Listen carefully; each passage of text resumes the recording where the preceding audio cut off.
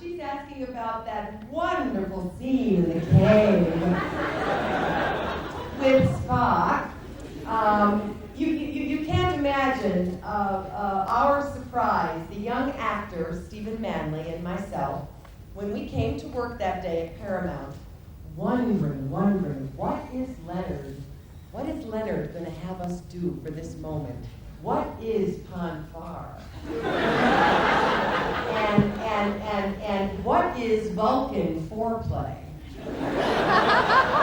And so, believe you me, it was quite a surprise when we got to work that day, and Leonard shows us this finger business. Oh, that's interesting. And so we went off in the corner of the stage, and we found a quiet place, Stephen Manley and I, and we found our way to make, I hope, for all of you, to make this moment similar or very much like any intimacy between a man and a woman. I certainly felt satisfied that we had achieved that, and very satisfied over what happened in the cave. But certainly, when the fans wanted to know if Savick was pregnant, I was thrilled at the idea that the studio might choose that direction to go with the character. I mean, what would be more thrilling and fun, challenging for an actress to play, especially in such an unemotional, controlled character, to play such an emotional moment, you know, to be pregnant and be with child and so forth. So it's always been a little bit of sadness for me that the stories since then in Star Trek 4 and 5 and 6 and now 7, that they choose not to bring Savick back, and that they choose not to make her pregnant or maybe have a child by now. I think I will always be standing on that rock with Jane Wyatt. Oh God, okay, yeah, we'll do that. You know, a lot of the work on Star Trek, for me, when I started the film, I felt under a great deal of pressure, and this was just something I sort of did to myself. I shook Leonard Nimoy's hand the first day of filming, and I said, Mr. Nimoy, you seem to think I know what I'm doing. I don't have a clue about any of this. And he said not to worry, he would take me every step of the way. And so the direction for me was a very intimate one. He and I would sit somewhere on the set before every scene and go through every line, word by word, in terms of the interpretation and how I would say it. And so I had many concerns about maintaining the integrity of what a Vulcan was. And to be honest with you, even to this day, I'm not sure if I achieved it. But there were lots of days where we kind of stood around a lot because there was so much technically that had to be handled. And so you spend a lot of time on a set sort of hanging around and waiting. And one of these days in particular, we were doing the walk-in, escorting Spock's body to the big ritual at the end, the Faltor Pan ritual, and Dame Judith Anderson is standing at the other end, and she's doing her thing, you know, and she's going to now mind meld, or undo the mind meld between, what's his name, Doc, and Bones, McCoy, and Spock. And so that entire day, I am blocked, choreographed behind William Shatner, and with the body here and other members of the cast on the other side, and you know, take after take after take, action cut, whatever. We walked in solemnly and escorting Spock's body, and then went back out, you know, to the exterior of the set, and then walked in again.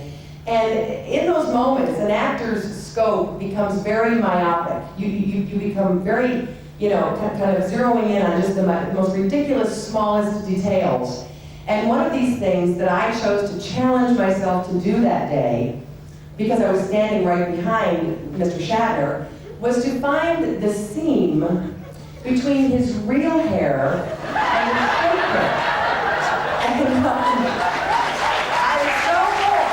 That's what I chose to do. And I must tell you, this was a hell of a man has a full-time person on his head.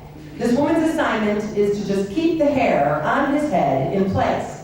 She was constantly, in between every take, she made my job very hard that day, on him with a comb, you know, with a pick, and always manipulating his head. And so she really made it hard for me. But before the day was out, I must tell you, I did find it. I celebrated this moment all by myself. There was no one I could share it with. And I will tell you that it's right about here, on the back of his head. But it took me a long time.